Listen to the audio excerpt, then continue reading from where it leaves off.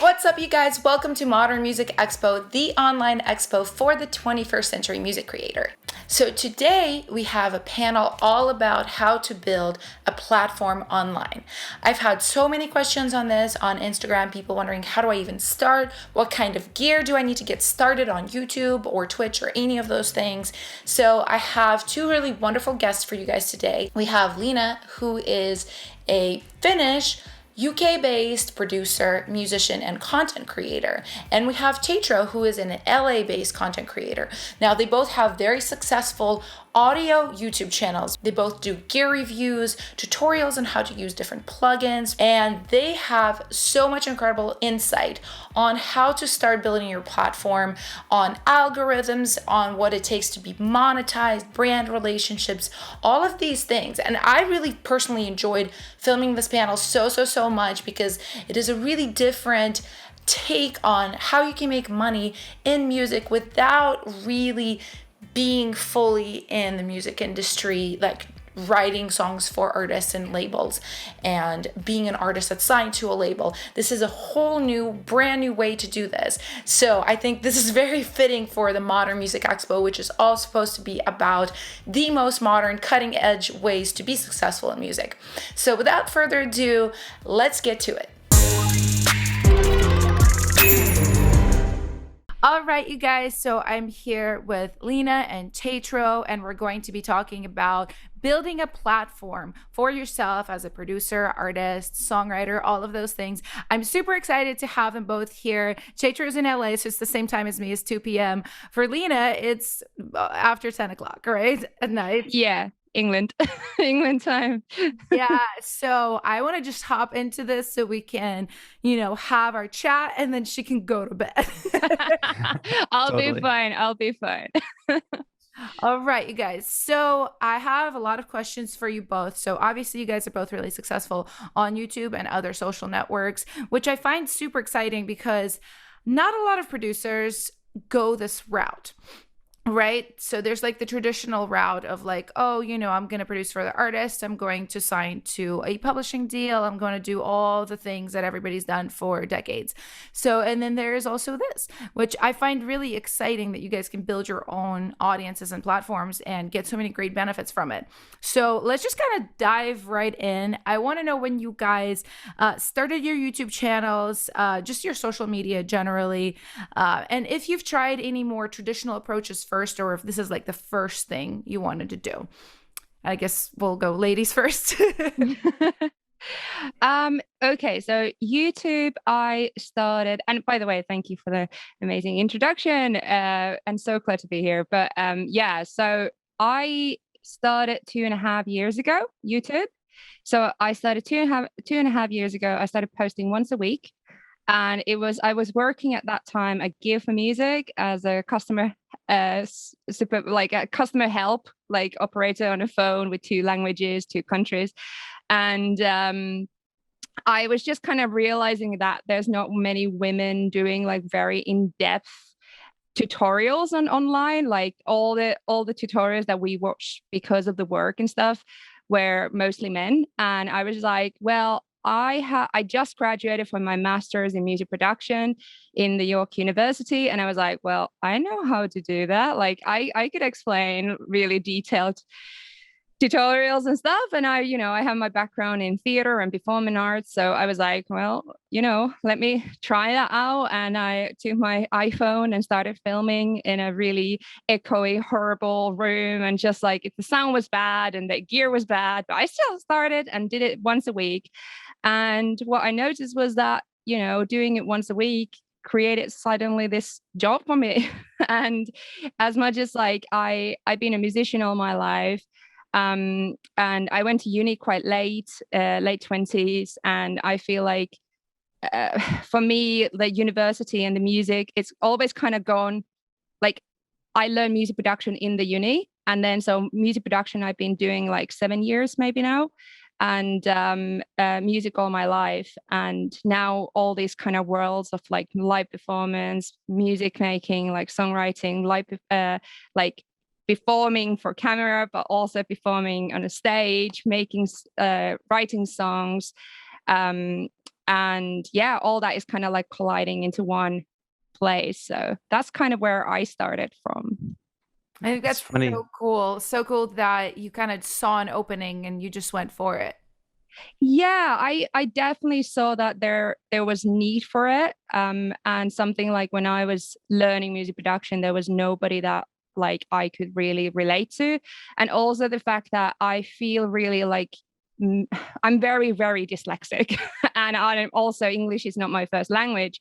I'm originally from Finland, but lived in UK for like 8, 9 years, I think, right now. So for me, it's always been about making it as accessible for everybody as possible. So I feel like taking away the feels that you need to be a certain type of person to approach audio, that or you need to, like everybody has insecurities, and I want to make it as fun, approachable experience as possible to learn audio. So that's kind of the whole idea behind just my whole channel. That's amazing. Okay, Tetro, same question. How did you get Yeah. started? Were there other pathways before you, or is this the one that you were really excited about in the beginning? It's funny because Lena is talking about like starting her channel shooting with an iPhone. Like I started mine with an Android like Galaxy Note and edited on an iPad mini, like in iMovie, like. And then the thing that you said about accessibility, that is really kind of the spark of what like propelled my channel forward, is trying to make these electronic music performance production concepts like more accessible to people in a way people can understand. And it's kind of similar. Like I studied at university and I studied, just music in general, because I went to like a normal state university with kind of your run of the mill music program. And I really, really was getting into electronic music and controllerism. And they really weren't accepting of that at the university, but I pushed through and I got through to my senior recital. And I did this performance at my senior recital that I tried to video, and it was with a bunch of controllers. It was kind of like this ambient beat making performance. And the video didn't come out so good at the senior recital. So I wanted to shoot a second take. So I had a better video of it. And then I went ahead and did that and put it on YouTube, shot it again, came up with the artist name Tejo, that this would be my new like electronic music making persona, because previously I was doing like singer-songwriter stuff under a different name. And I decided I wanted to go full steam ahead into this electronic music thing. Once I post that video of like the performance, I used a lot of Novation controllers in the performance, and they ended up sharing it. And I got a lot of attention from that, or a fair amount of attention from that, but not just attention, people saying they liked it, people asking questions about it. So I started to do more performances like that, and more people would ask questions about how it was working. And what really like turned the corner on like doing the channel as a real thing for me was answering those questions, like making videos, answering people's questions and telling them how I did it and giving my opinion on pieces of gear. And all the while, for the first probably 4 years of my channel, I was working a full-time job too. I was a music director at a Boys and Girls Club, which is an after-school program for kids to come to. So I was running a studio there, teaching kids how to play instruments. I had a team around me that was working to teach all these kids all different stuff. What I realized is I was going really slow with my personal work, like the Tetro stuff. I was going really slow with it, and I was helping all these kids build to something bigger and bigger, and trying to give them advice on how to be musicians and go out into the world. And I realized I wasn't doing it so much for myself. So I really started to take it seriously and do more videos, tutorials, performances, again, gear reviews. And from there, it just kind of like, brands started paying attention to my channel and like being like, oh, we would love for you to review this, or, oh, we see you didn't have a great review of this, we'd like to try to like help you out, or something, like try to, it really was a leverage point, because if I did a review on a piece of gear and it wasn't so great, I had that happen with a company, and they made all these improvements to the gear in like a firmware update. Like it was almost like based on my video. So that's when I started to realize there was real power in this. And it started generating a little bit of income, started generating a little bit of attention, building a name, building a community. And from there, it's just been growing ever since. That is so exciting. It's so interesting to hear like the origin story. Yeah. Really, really fun. Yeah, I think definitely I'll answer it too, because I do this too, not as seriously as you guys. I definitely say like my social media is like fun thing for me. Although I've recently had like my first like collaborations with brands, and I wasn't like really trying. I was like, really? Like, you want me? Like, okay, sure. Right. But it is a really interesting thing. It feels like the best way to start is with something that feels really organic and natural to you, because both of you guys had such a kind of like passion, I think, for teaching, but also being a performer as well. Because I do think this takes being a bit of a performer, because you can't just be kind of like, you do have to interact with an audience. So I think both of you guys being performers and singer-songwriters originally, and then also learning production and kind of marrying all of that in this way is really, really cool. And I think it was like that, a little bit like that for me as well. I think the first video I made, it was also on an iPhone, and like so shitty. They're still up there. My channel's like not that developed yet. So if you go like just a little bit back, you'll hear like some really bad audio quality videos. We all have that. Yes, all my old videos are up. If you sort by like earliest video, like you can see some janky like iPhone edited like videos on there. And I like keeping it there because I can look back at that and say, man, it's developed. It's become something. It's come such a long way. And as an example for other people trying to do the same thing. I was going to say that because many people ask like where you started. And then I kind of want to say that, well, there's nothing stops you to start it. So like just start, like all of us is the example is that just take your phone and just start filming. Yes, people will complain that it's about audio and you have a bad audio, but that's fine. It's okay. People still get out of it so much more. Yeah, and I definitely think it's like knowing like what you're doing and showing some cool stuff is like so much more important in the beginning than actual like quality of your camera or any of that stuff. Like, totally. Of course that helps and it makes it nicer for the user, but also like people have to remember like, like for you guys, this is more of a job, but like for me, this is like, I don't really make money off of this. So when people have complaints, I'm like, I'm sorry, like, don't look a gift horse in the mouth. Okay. Right. Like, I'm teaching you because I want to, like, this isn't my job. But I think that just like the point of the story, like you said, starting out with whatever you got is absolutely a good thing. And I'm really, really curious to kind of even like a little bit more details too about how your channel's developed, because I know with a lot of YouTubers that, we all follow like in other types of content as well, you just see like the really, really large views and the large amounts of subscribers. And that's kind of what you're used to seeing. So I want to hear a little bit more about like how the numbers were growing, how long it took to even get like engagement and comments and all those things. How long did you have to post where like almost nobody was watching? Will I go first? So for me, I honestly, it's like so funny when people kind of expect that doing YouTube is easy.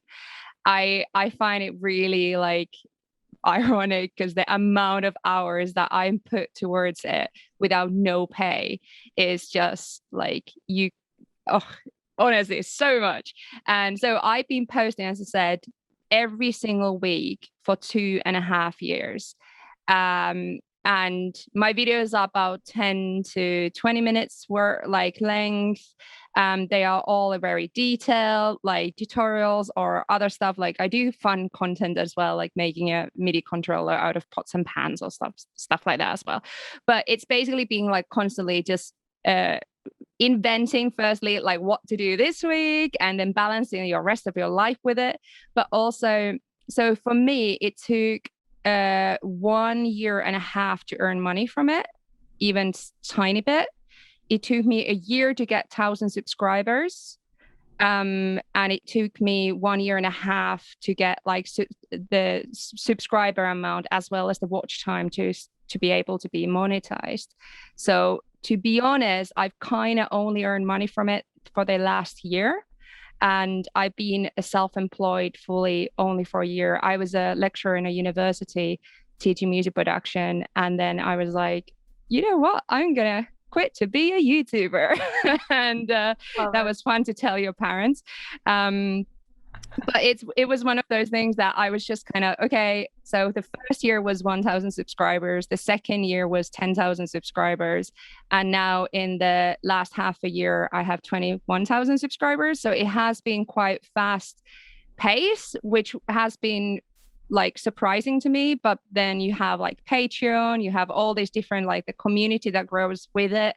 And I'm still so new to it. I feel that it's still like, it's cool, but same time it's like intimidating as well to see like the projections in the next 2 years and how things might go. But I must say it's been definitely a lot to work to grow in that pace to this where I'm right now. Yeah, being a YouTuber is not easy whatsoever. No. Anybody that says it's easy just doesn't know what goes into it at all. You need to want to do it, really. Yep. So take You need to want to do it. Yeah, I was going to say, you need to want to do it, and you need to be able to, exactly like Lina just said, like you're going to put in a ton of hours that are not going to be paid, or you're at least not going to see the result of all that work and effort until maybe even years later. You know, like you're constantly like doing work for the future. So like when I started almost, I think my channel has existed for 5 years when I just started uploading those like performance videos. I wasn't really doing like YouTube. I was just kind of uploading my performances. So I was actually fortunate enough, like my channel existed before that whole like watch time and watch hours and view count threshold existed. So I was able to monetize, quote unquote, monetize right away.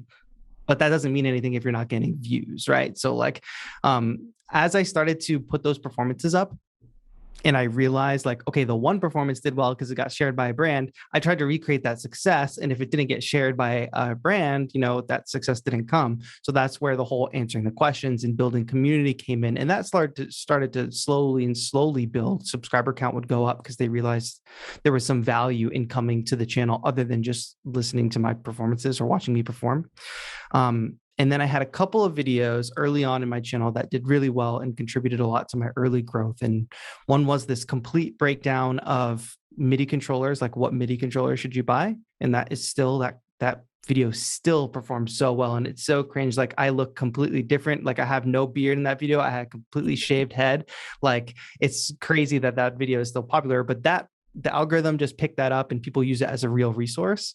And then this other video, it's what I mentioned before. I don't have the gear with me, but when the Rolly blocks first came out, they were not great. And I did a vlog where I went to an Apple store because I wanted to buy one. And I tried it in the Apple store and I didn't buy it. And I made this video about how I didn't buy it. And I just called it like before you buy Rolly blocks. And that video blew up. And that obviously got Rolly's attention and caused them to... I've seen it. Yeah. And it's crazy. Well, it's crazy because it's like a 4-year-old video at this point and people comment it like it's like current day and they haven't like followed up.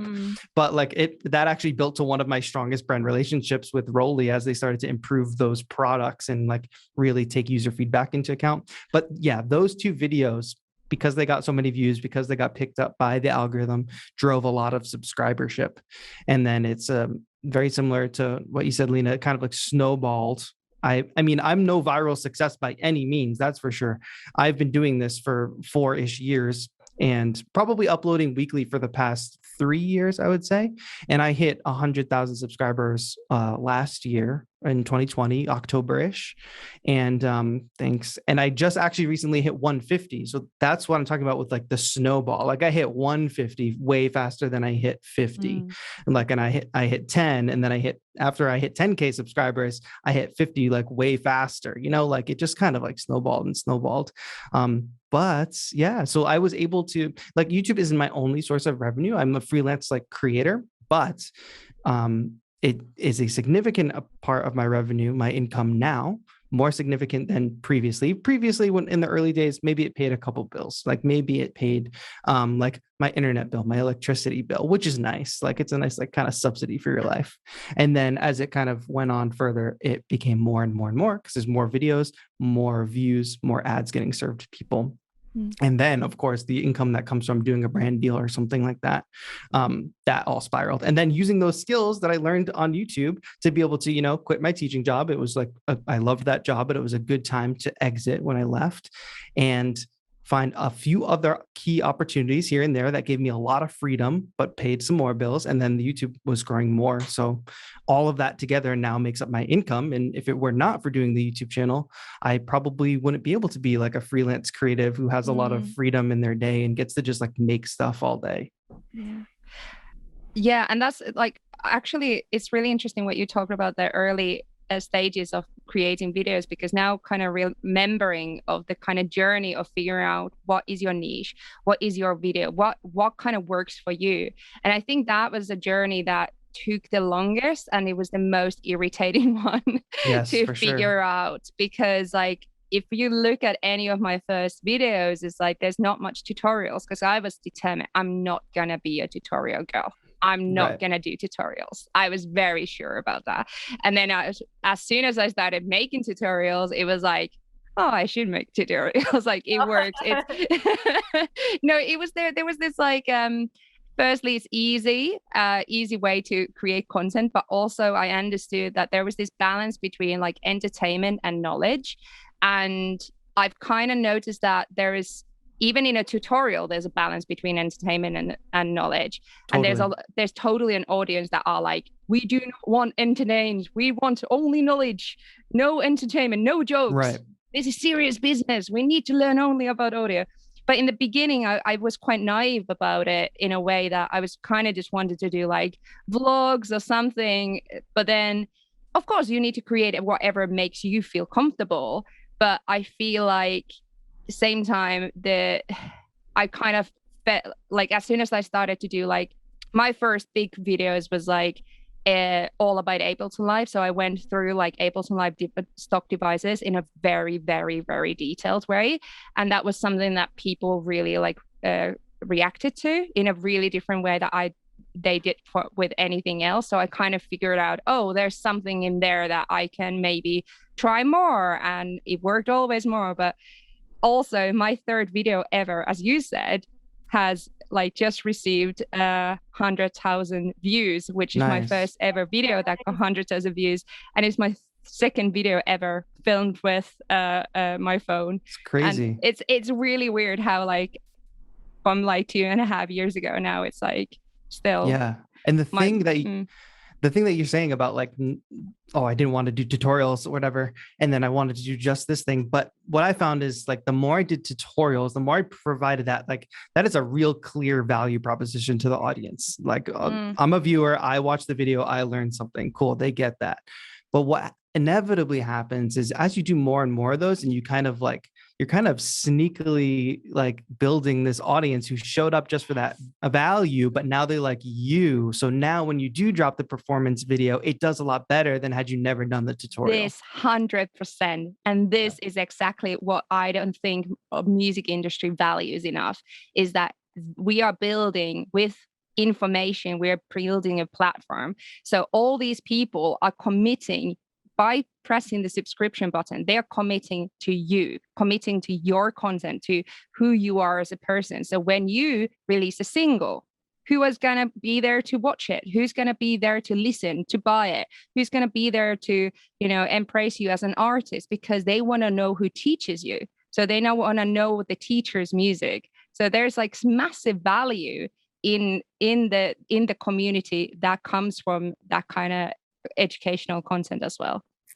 I definitely have a lot to contribute to this point. I do think you're totally right that the traditional music industry doesn't really value this as much. I mean, traditional music industry just jumps on whatever's popular at the moment. Like they're all about TikTok right now. Like that's all they care about is TikTok. And all they care about is just like people just blowing up on TikTok, just like things going like big time viral. But, I do think there's insane value, like you said, Lena, in like building that audience, having people buy into you by subscribing. Because what I know, I watch a lot of Sims videos and Star Wars videos, as Teacher knows, because we've talked about that.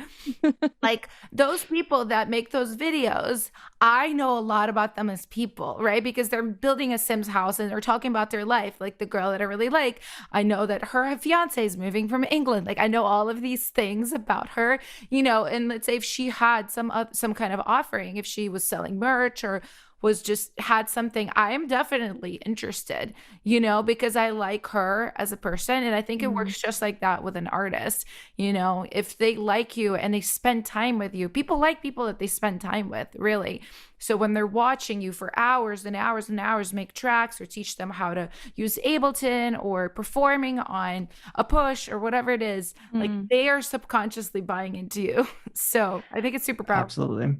So true. And but there's also a really interesting part of that, which is the stigma about earning money from, or saying that you do this as a job, or like wanting money from the for putting up the content. So I don't know how many comments you get, you both get from the fact that if you have a sponsor on your video, or you get advertisement, or you put too many advertisement, you will hear from it a lot. And people are like always saying like, oh, how dare you to advertise this much on your videos and stuff. And I'm like, well, you do get university level free mixing course for free. Exactly. So yeah, I literally pay no mind to those comments. And I think sometimes maybe it's true for you both. I read negative comments and for some reason they just stick in my brain. There's less negative comments than positive comments, without a doubt. But for some reason, negative comments like stick in your brain and try to be are much louder sometimes. And I am trying very much with my mental health, trying to not have that be the way my brain works, because sure, a couple people might say like, oh, you have an ad in your video, that's so annoying, less ads, whatever. At the end of the day, I just block that out, because again, the value proposition is like, there's no argument. Like when you show up to my channel, if you want to learn any topic that I've covered, you can click on a video and watch it for free. And if that means you have to watch me talk for 30 seconds about a sponsor, or an ad plays as a mid-roll, like that, you're consuming it for free. And like, that was all my thesis for the channel, actually was always like as much free as possible. And it only has been up to this year is only when I've started charging for like sample packs. I used to make completely free sample packs. I wanted to give as much value for free up at the beginning. So there was never any question about the value proposition. And I always want to over deliver on value, whether that's education, entertainment, or like a product or something. So now that there's really no argument about the value proposition to be had, even if people will comment and say that there is, I am just like, this is what I got to do. This is my business. And now I've built up the community and the audience that actually respects that. And I'm doing channel memberships now too, which is like basically Patreon, but built into YouTube. And there's like almost 200 people that are like down to just like be members, which is like huge, because you can consume every video I have for free, you know, but they want to like take that step and contribute. So I think that's what it is, but it's a long game, because what you said, Alina, about the music industry, it's like they can inject as much money as they want into a big marketing campaign. They can have the artist go viral on TikTok, but I'm so concerned about that artist, even if they get 1 million followers. Where is the artist in 1 year? Where's the artist in 2 years, 3 years, when they don't have the big song, when they don't have the viral thing? No, like it's not sustainable. It's and I have to interject, because this like makes my blood boil, because you're so right. And I've literally had an executive a couple of weeks ago tell me, and I think he thought that I would be like, yeah, because he viewed me as more like on the production side and less on an artist side. But he was like, oh yeah, artists these days, and he was sad about it. He wasn't like flippant, but he was like, yeah, artists these days, they're just kind of disposable. That's literally the word that he used. Yikes. And I was Scary. like, oh, I don't think so. I don't think artists are disposable. And I wanted to go on this like rant of like, it's you know, it's not necessarily it's you, but like it's people like you that have the power to change this by caring about individuals that you are temporarily placing in these places of power, and then immediately not caring about the second their numbers drop. You know, it's definitely, there's a lot of arguments on that side of things too, but I do think it's kind of fraught with peril coming up through the traditional path and not building up anything on your own, because it can be taken away just as quickly as it's given to you. For sure. Like a steady growth. That's all I think about, like a steady incline, which if I honestly look back at my like career from when I started, it's a steady incline. And I think for a lot of these artists, it's just a spike, goes up, huge popularity, and then down. But this brings up a good topic of conversation. Like, I feel like as a content creator, I'm completely sidestepping the traditional music industry. Like, I don't need, like, I'm building my community on my own. I'm not beholden to I'm beholden to an algorithm, but I'm not beholden to a record label. Nobody has creative control. I'm sidestepping this whole like manufactured kind of like industry thing. And I feel good about that, even though, I don't have a million people following me, or I don't have a Billboard charting record. I don't have that $1 million marketing budget, but I still feel like it's long-term success I'm looking for. But also the 100,000 people who follow you, they Right. are so valuable comparing Totally. to somebody. So to have the million TikTok followers, because those people commit to you. And I think that's why it's so important that when this is something that I've literally, like, I went to this music industry thing like just recently where I discussed this a lot, where people kind of talk down to me as soon as I said that I'm what I do as my job. And also like, oh, I only graduated a couple of years ago. And people kind of thought that I'm like very early 20s. And I'm like, well, I've been doing things quite for decades now. So it's not like, it's not like a naive way to look at things, but it's more like I see this as a business. I see it as also the fact that it gives me 100% control of my authenticity, to be me, to be exactly who I am. And nobody, exactly as you said, nobody coming to control my artistry. And also because I feel like my videos are artistry, my YouTube channel is artistry as much as it is like just like content and YouTube tutorials and all this kind of stuff. I think that all this whole package, what I have created as LNA, and LNA does all this stuff, is like, I find that that's all artistry and expression. Totally. And I think we have started to talk about this more in music industry, but it's like we need to have more conversations about mental health and, about balance and what you want and why you're doing this, so that you're not just asking the why, oh, I just want to be famous. So you become a TikTok star, but it's not sustainable. And then let's say, as you said, after 5 years, you're like, coming towards 30s, or you are in 30s, and you're like starting to think like, okay, where is my next 10 years? Where's my next 20 years? What do I have left from this? And I think, authenticity and being honest to yourself gives you that sustainability, because it doesn't leave you hanging, I guess. I mean, I came up in the MySpace days. So I remember a lot of these bands that I really loved on MySpace, that were huge on MySpace, that like were doing tours, like they were the hottest thing. And some of those folks in those bands, like, I don't know where they are. They're like not findable. Like they're not still making, like when the bottom came out of that, like they couldn't survive, or they hadn't built up any kind of, big community enough to sustain them past the platform change. It's like I never wanted that. I never want to be beholden to like a specific platform, which is where like other platforms and things like having memberships and an email list and all that come into play. Because what if we wake up tomorrow and YouTube's gone, or like something changes, like something about the way you upload content, another adpocalypse, whatever it may be.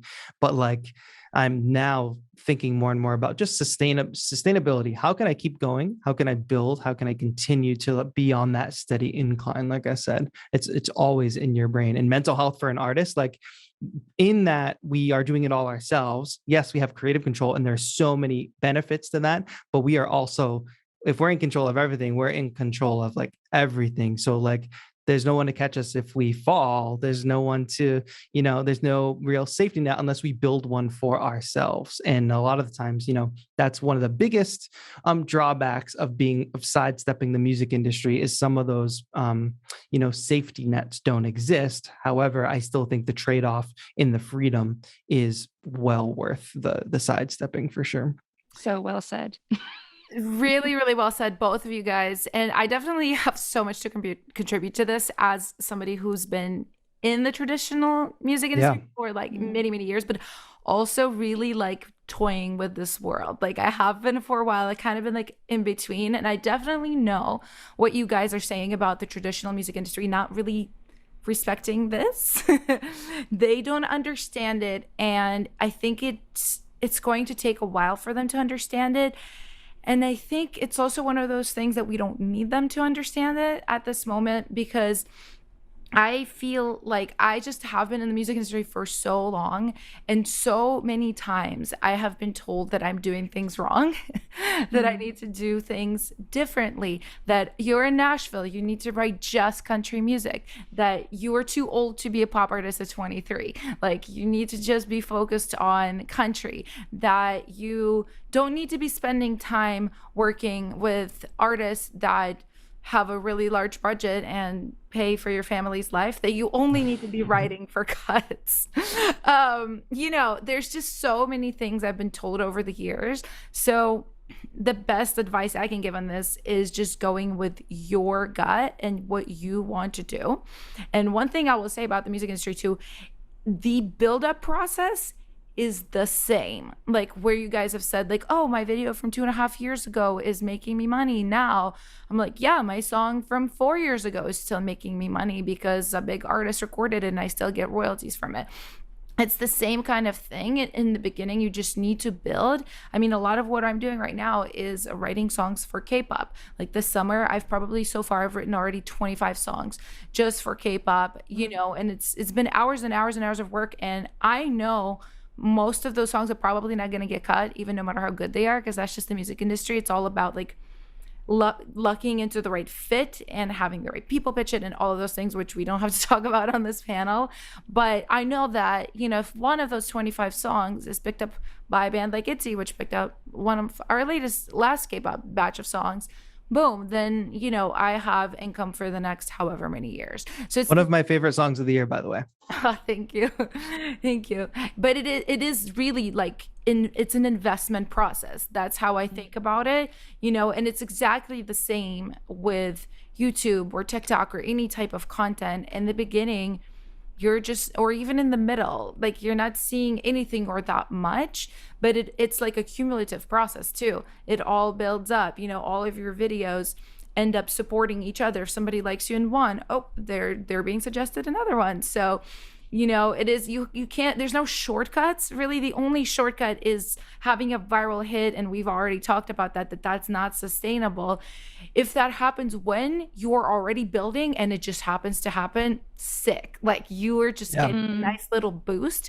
And if and when it goes away, nothing's going to happen to you. Like, you're fine. But I see so many like kids that, I have seen already, even in LA, like 4 years in music industry time is like 15 years in any other industry. Like, when I talk to industry people, they were like, oh, back in the day when New Rules came out, I'm like, back in the day?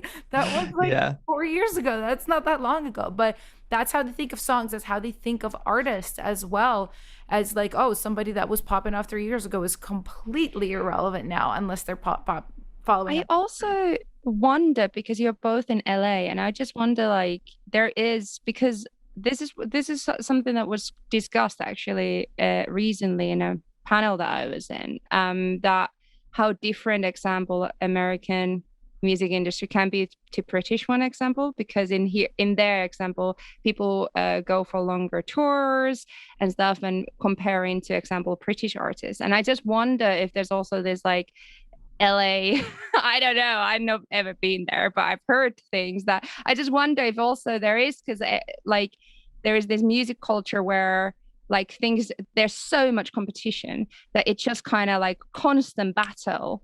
So of like who will be the best, or who will so it's like, so it will be faster as well, because you need to keep up. You need to kind of constantly like see who's on the top. I don't know, does that like resonate at all? But it's just a thought.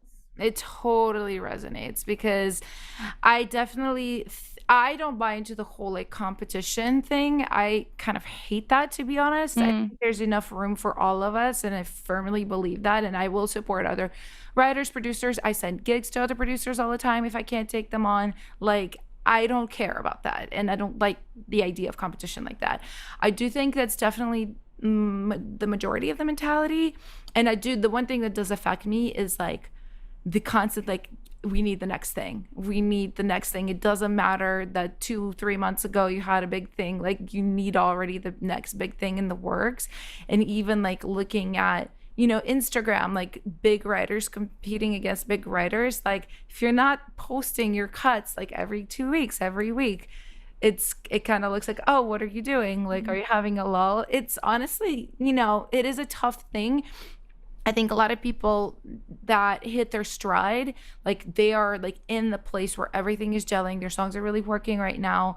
Like they just have to do that. They have to just dive straight into that and do only that. But I feel like that's with anything. Like if your YouTube was popping off, I'd be like, go to YouTube. Like that's really working. So I definitely think a lot of that is man-made, and that pressure, you can fall prey to it, or you can kind of acknowledge it and be like, okay, like I will. Yeah. I definitely think that with authenticity and the fact that you have the courage of being yourself has a certain level of like naivety, like helps for it. Because like example for myself, like I'm from a very tiny town from Finland, and Finland has 5.5 million people in it. And like people usually don't make international careers from there.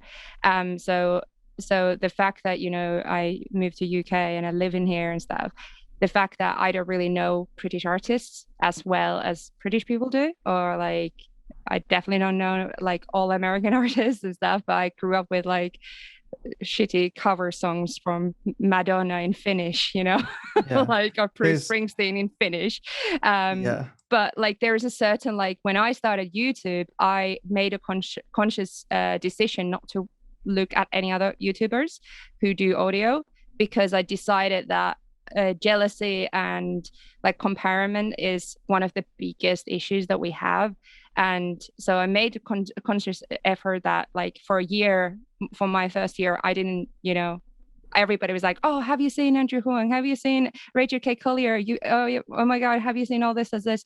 And then I was like, no, I appreciate them and I appreciate what they do, but I just decided that I don't want to watch that until I find who I am, as a person. So I don't take the mannerisms or the way that they edit or the way that they are in the camera, because I wanted to find who I am in the camera without the influence. And so being naive about certain things can actually bring certain like angle to it, I guess. Yeah, totally. Like it's just like blinders up, because you want it to be your voice. You don't want to be influenced by those other voices in your idea of like, oh, this person's successful, so that's what I have to do. Because that's like, look at any of the personalities in our kind of niche on YouTube.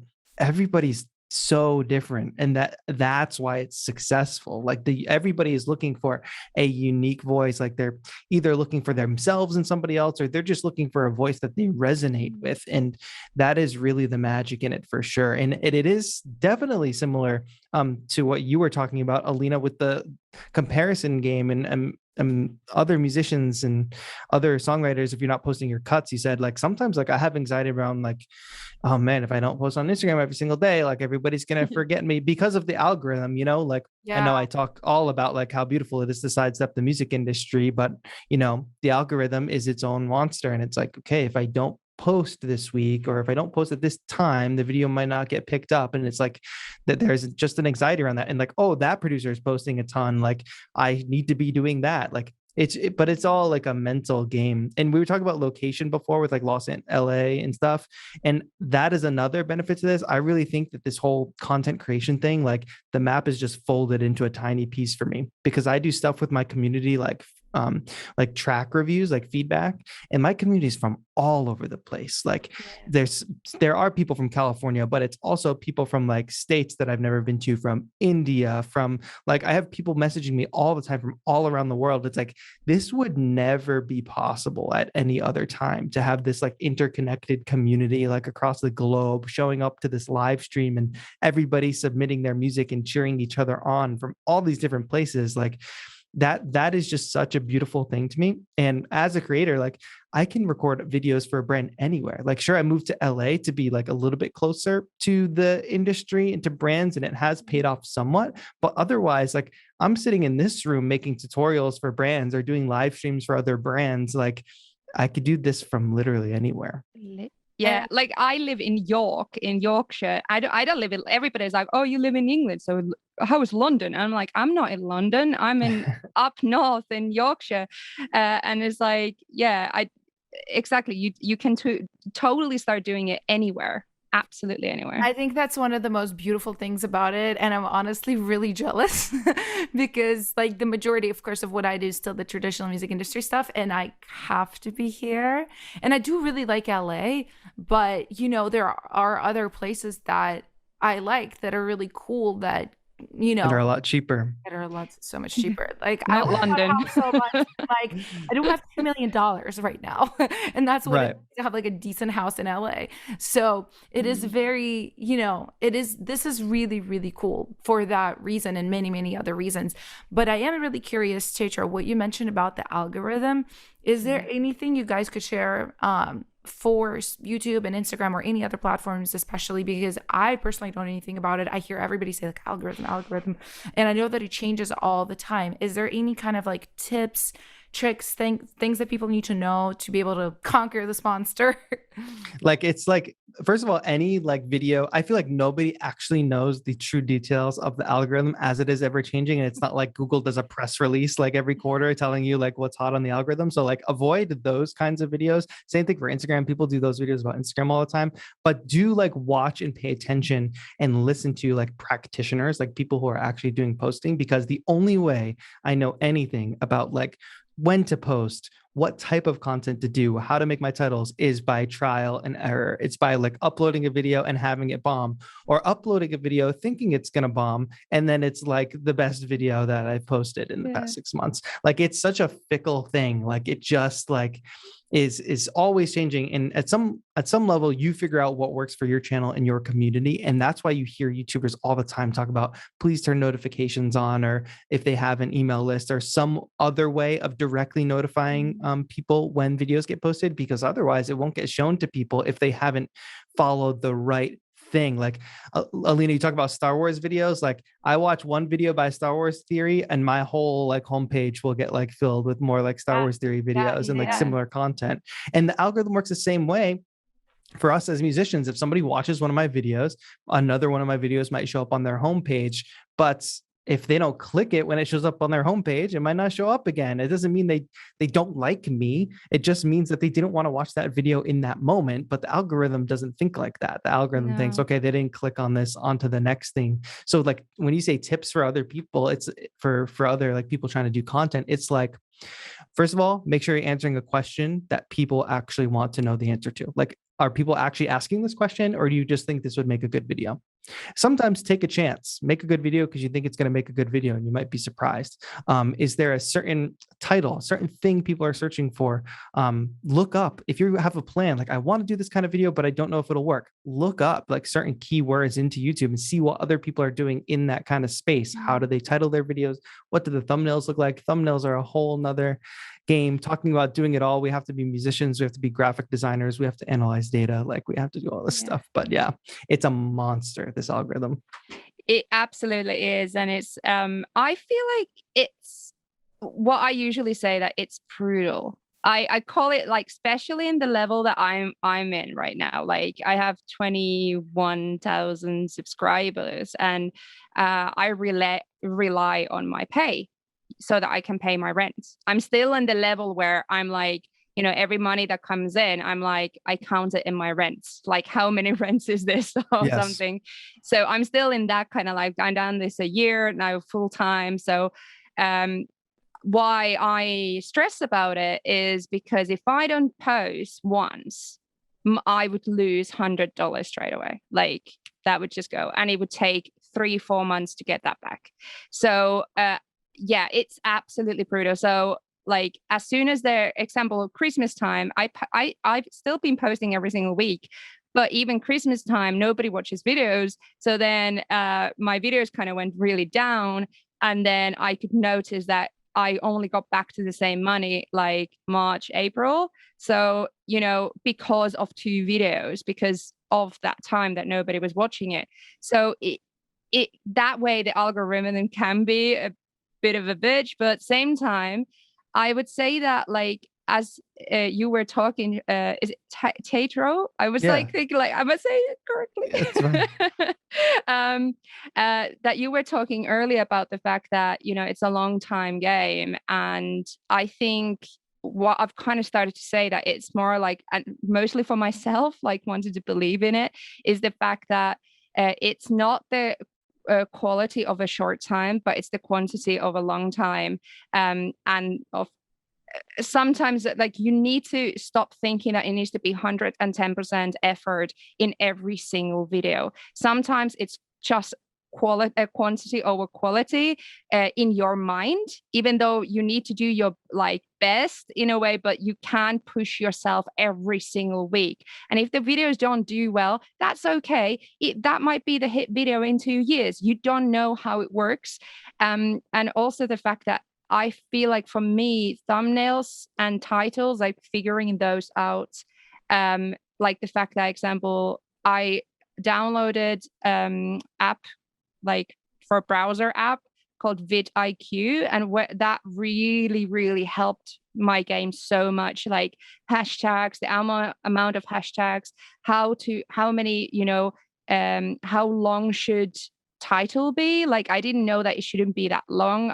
It should be around max 60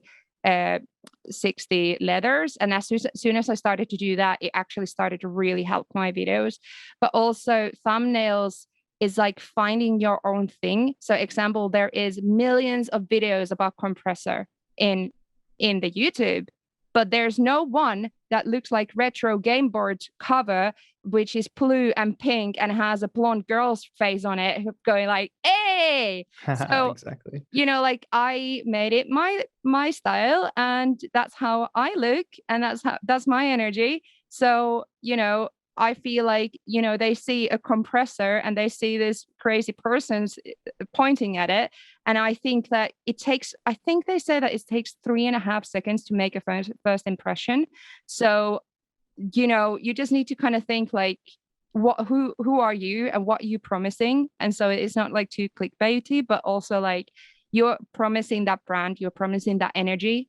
And I think thumbnails do change that game. Like there's no right or wrong. There's just you. Yeah. And it's literally like when you do it for long enough, and you like, now that you've been doing it for a while, and well, both of you have been doing it for a while now. And for me, like I can look back and definitely look at what videos have performed well and what videos haven't performed well. But at the end of the day, I'm still an artist. I'm still a creative person. I'm still like trying to feed my soul, not just my wallet at the same time. So I always look at it like a Venn diagram of like, I know this does well with the algorithm. I know this makes me feel good. As many ways as I can make those two meet in the middle, fantastic. If sometimes it has to lean to the right and be something that I know will work out because there's a sponsor in the video and I want it to perform well, or because just I got to pay the bills. Or if sometimes I'm like on the left, like I love doing this kind of music and with this piece of gear, and I know people don't search for it and people don't care, but I'm going to do it anyway because that's what I do. And at the end of the day, the algorithm is so, like you said, brutal that like I can do a 20-minute tutorial talking to the camera, super extensive, something that I feel delivers a lot of value. And it cannot do as well as a 2-minute video of me making a beat sitting in my bed. So like sometimes you just don't know, and it's worth just doing all of it and just being a little bit more surgical about sometimes a little of this, sometimes a little of that. If it fits in the middle, perfect. Yeah. And there's also that like entertainment versus into knowledge. And I feel like finding the balance who you are in it. So it there's no right or wrong in that either. So I've kind of figured out that like mine is a world between entertainment and knowledge. And I also done documentaries on my channel, or I did a video where 90 women and non-binary people producers made a song together. So it's like a completely different type of thing that might not resonate with some people. That's fine, that's my channel. I do exactly what I want with my channel. So exactly. And so, people show up for you. Exactly. And like I had to realize so fast, like I'm not like I don't use humor. Like I'm not really like a funny person. Like sometimes I do like use humor in my videos, but I'm like not like the jokey guy in my videos. And what I found people were saying, I just like listen to what people say. People say, "Oh, you're so calm. You're so like whatever. Like you make it seem so like easy and it's laid back." So I just leaned into that a little bit more. It's something I didn't realize about myself, So same. I didn't know that I was funny. Apparently I'm funny. I didn't There know you that. go. I like people's their favorite thing is when I can't pronounce shit and I say like compressor or something like so many times, and then everybody finds it really funny, and I kind of just leave all that there because I'm like, well, I am dyslexic, I'm foreigner, so what? Like I so then that's part of the humor. That's amazing. I think that's amazing, kind of using posting as a discovery method almost. I mean, Yeah. I'm not as deep in as you guys. For me, this is like a hobby that sometimes pays for my shoes. But I do find this is hilarious to me, but people love when I post videos about making tracks like Ariana Grande. There you go.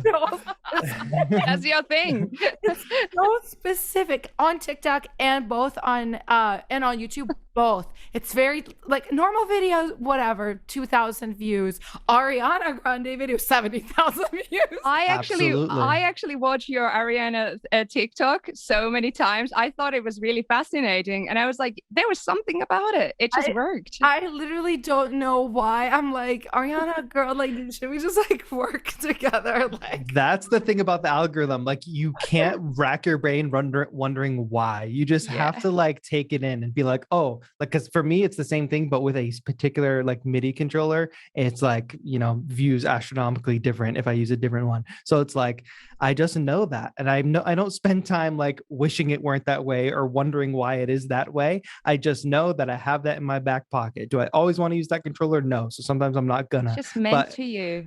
But yeah, it's just like how it is. And I'm just gonna like ride that wave for as long as I can. Yeah. Exactly. For me, it's Ableton stock devices. Those are my thing. Yeah. And it gets like, it's a mental game too, because you become like, okay, are they showing up for me? Or are they just showing up for the Ableton stock devices or the Kyuubi Mini or the Ariana Grande tutorial? But we do just they like me or do they just like Ariana? Yes, but we have to think of it as like a wide net. Some people are always going to show up to your content just to get something and to never give anything, and that's fine. That's the nature of I'm giving stuff away for free. Like I have no expectation. Yeah.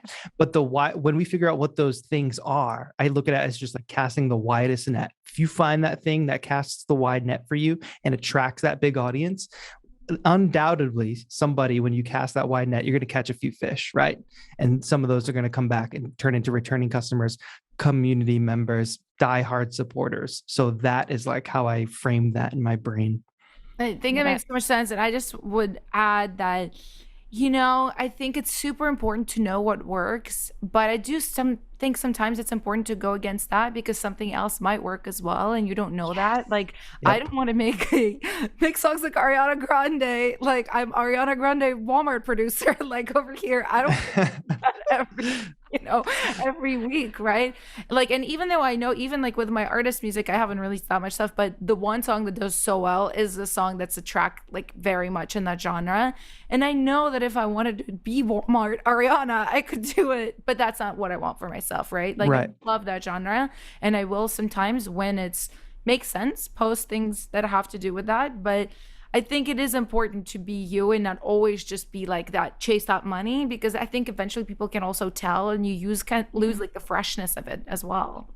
But I think it's like if you're worried about the money, it's okay to have like, okay, 80% of my content, I'm gonna just make sure that it's that kind of stuff that I know that is gonna pay my rent, and then 20% of that content is something that I'm gonna try some new things.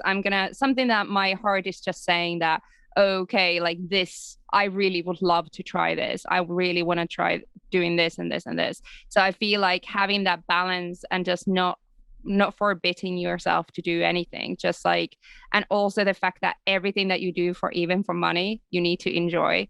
So it's like, because if you don't enjoy doing it, then it shows. And also that's also why it can be hard to really get those subscribers, because you need to, like, one thing that I get commented a lot, like people say like, how can you get so excited about like Ableton? And I'm like, well, because like I just truly love what I do, and I love talking about Ableton. Yes. Like it's just my passion. So I think it shows. If you love somebody, if you love something, then it will show. So even if it's to pay your rents, it still needs to be something for you as well. And the thing is now, like whether you like Star Wars, like whether you're a fanatic about Star Wars or MIDI controllers or Ableton Live or not even music production, if you love a certain kind of beauty products, like the door is so open for you to just take your phone that has a camera on it, start talking, share your opinion, talk about the things that you love. And when you are passionate about something, just sharing it and doing that consistently over a matter of time, like it's a pathway to financial freedom. Like that sounds super scammy, but that is like the best way I can say, like, it literally is. Like, sometimes I just sit and talk about gear. Sometimes I just sit and like make music and people show up and watch. And it's like, this is just what I love doing. Like, thanks everybody for supporting. But I want everybody to know that anybody can do this. It's consistency that makes the biggest difference, I find. Consistency. Absolutely. Yep. That's like the fact that's why I'm just like, I've been posting once a week for 2.5 years. And I'm just like, it's super stressful in a way, but then same time, it's like the best decision I have ever made. Like for my career is just making that decision and not letting myself out of it. Yeah. And some people might hear like the stuff we talk about with the algorithm or like with the amount of work that goes into this and be like, oh, I kind of like don't want to do that. But if you think about like with a normal 9 to 5, everybody has something that works in normal 9 to 5 that they don't love about their job, but they still have to do it because it's their job. And there's things about like doing YouTube and my stuff that, of course, like it's not all rainbows every single day. I'm not like, I love every single aspect of doing this. Of course not. But like the scale is super balanced in the positive side, where it makes the things that you got to do that you don't love doing so worth it. Like so worth it. Oh, I hear you guys so much too, because like the consistency, this is important, I think, in anything that you do. And I heard this quote, I didn't come up with this. I heard it somewhere, I don't remember where, but it was like, if you have a baby, right? Like you're going to feed your baby every day. Like hopefully, right? You're going to feed your baby. Like some days you might have time to like make them this beautiful organic meal, right? With all these incredible ingredients. And some days, if it's your toddler, you just got to pop a PB&J in front of them. And that's what you got because you're running crazy that day. But you should feed your kid. So it's the same with, having a YouTube channel or any pursuit. It's the same on like the songwriter side. Any industry person will tell you, right. Like if you write 100 songs a year, maybe your first 100 will be trash and then your next 100 will be a little bit better. And maybe by your 500th song, like you actually get a really good cut. You just, you never know. And if you don't put in the consistency, like you won't achieve those results. Yeah. And one metaphor that I use for this is that I always think that, okay, so basically as humans, nobody cares what you do. So like with the kindest heart, nobody cares. Are you going to be working in the 9 to 5 or are you becoming something else? Like nobody cares. Only you can change that and you can think, well, what could I do? So then basically I think almost like life is almost like a game board. So it's like, you don't know where you're going to end up, but you might as well play. Like you might as well see where you can go, because if nobody cares, then you can do whatever you want. So there's no limitations, so it's actually very freeing to understand for yourself that nobody cares.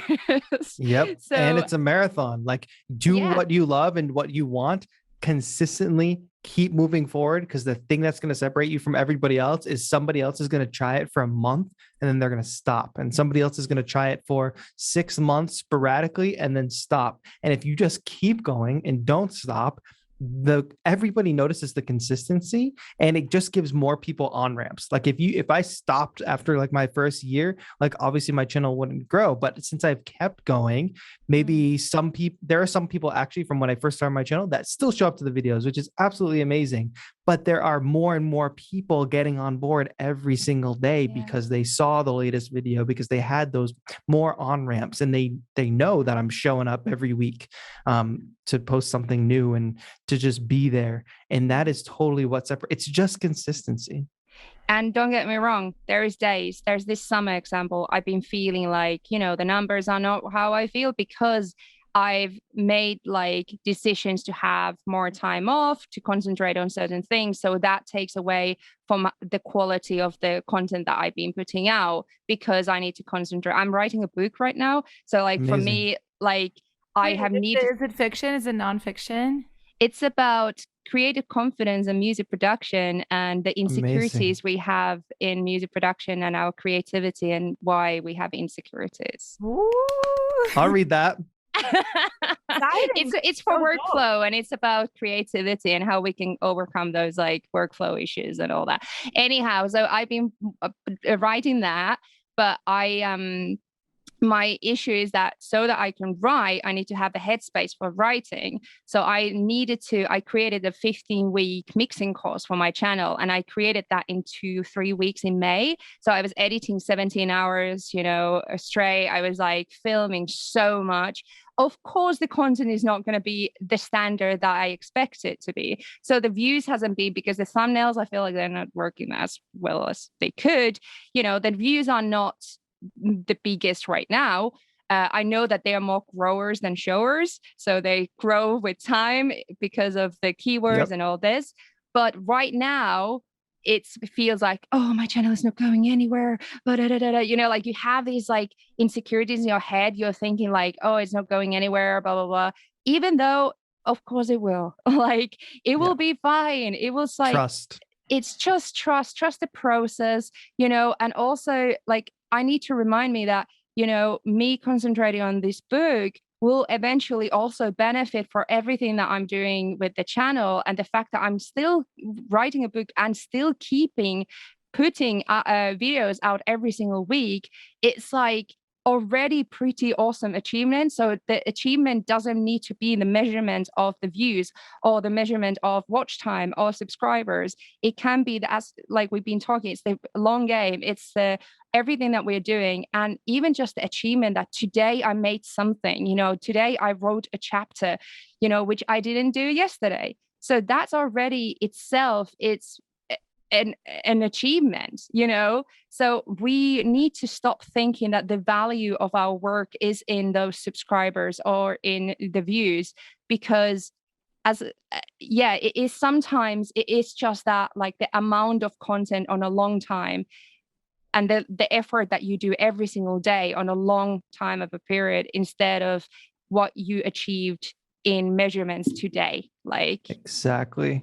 Yep. And I think about this all the time. My great grandmother lived to be 100 years old. So I think the max that I am possibly going to live is 100 years. Wow. And I say this to everybody, like look up the average age in whatever country anybody's in and figure out like how many years you likely have on this planet, and start thinking of it that way. So you can figure out exactly how you want to spend your time, because there's no like mulligan. There's no like do-overs. Of course, people can switch what they do in the middle of their lives, but don't like with YouTube. And it's like you were saying, it can be hard to say, I'm going to take a break or I'm going to do something else so I can have more time to write the book. Because right now we live in an environment where post every week, post once a day, constant flow. And if you don't, you're not keeping up with the algorithm, you're not whatever. But at the end of the day, at the end of the long day, that is your life, you want to be like laying there and thinking about like how proud you are of yourself in your work. And in the day-to-day, like the other drawback of being like independent is you don't have a boss to tell you, like it's good that you don't have a boss, but you also don't have a boss to tell you that you did a good job.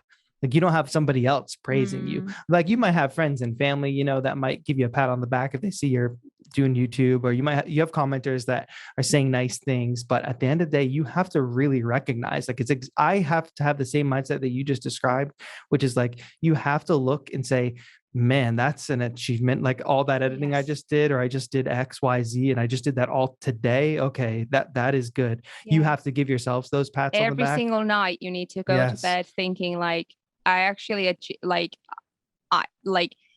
not I've achieved something today that I can be proud of, even if it's a tiny thing or like, making music is also achievement, because that's something that we don't put value on, because we like example, I always push that. I always think like music is like almost like I don't have the time for it because I don't value, it doesn't give me the instant same reaction as example putting out a video, because music is something much more personal, and it's a lot more like something I feel like has less value.